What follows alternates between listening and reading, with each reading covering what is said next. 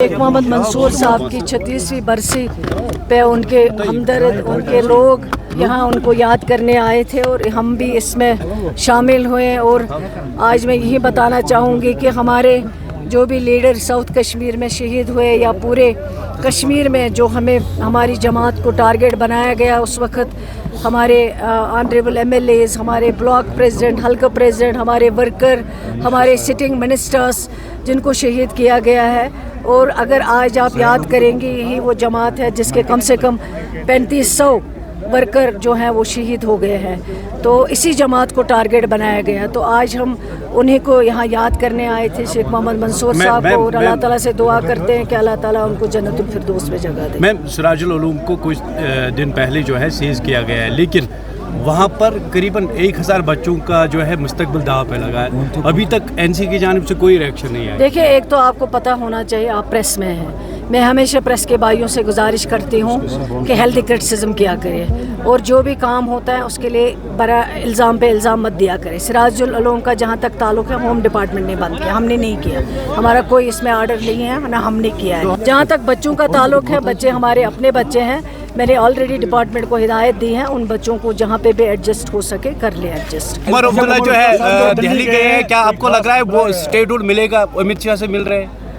देखिए, स्टेटहुड जो है वो हम कोई भीख नहीं मांग रहे हैं, स्टेटहुड हमारे जम्मू कश्मीर के लोगों का हक है। और ये जब सरकार बनी, जिस सरकार की क़ियादत उमर अब्दुल्ला साहब कर रहे हैं, आपको याद होगा पहले कैबिनेट में अगर कोई ऑर्डर रेजोल्यूशन पास हुआ, वो स्टेटहुड का रेजोल्यूशन पास हुआ, और उसके बाद असेंबली में मेजॉरिटी में हमने 370 और 35A का रेजोल्यूशन पास किया है। हम बार बार कहते हैं और आज भी कहते हैं, उमर अब्दुल्ला साहब की यही कोशिश है, हमारी जमात की यही कोशिश है, स्टेटहुड जो लोगों का हक है वो वापस करे। जो खुद वज़ीर आज़म साहब की कमिटमेंट थी और होम मिनिस्टर साहब की कमिटमेंट थी कि जब इलेक्शंस होंगे, डिलिमिटेशन होगा, उसके बाद स्टेटहुड आएगा। और वो हर बार कहते हैं कि जम्मू कश्मीर में अब नॉर्मल सी है, तो अगर नॉर्मल सी है, सब कुछ है, तो स्टेटहुड क्यों नहीं वापस कर रहे हैं? वो जम्मू कश्मीर के लोगों का हक है। और जम्मू कश्मीर स्टेट इतनी पुरानी रियासत थी, जहाँ कई बार देखा यूटी को रियासत बनते हुए, लेकिन पहली बार देखा है कि ये स्टेट को जो है वो यूटी बनते हुए। हमारी कोशिश है, हमारी जमात की कोशिश है, और आज भी है, कल भी है। उमर अब्दुल्ला साहब इसके लिए कोशिश कर रहे हैं अपने लेवल पे भी, वज़ीर आज़म साहब से भी, होम मिनिस्टर साहब से भी, कि जितना जल्दी हो सके कि स्टेटहुड वापस आना चाहिए। इसके बारे में जानना चाहेंगे आपको? मैं तो उनको यही कहूँगी कि अल्लाह ताला उनको अक्ल सलीम दे और सच बोलने की हिम्मत दे।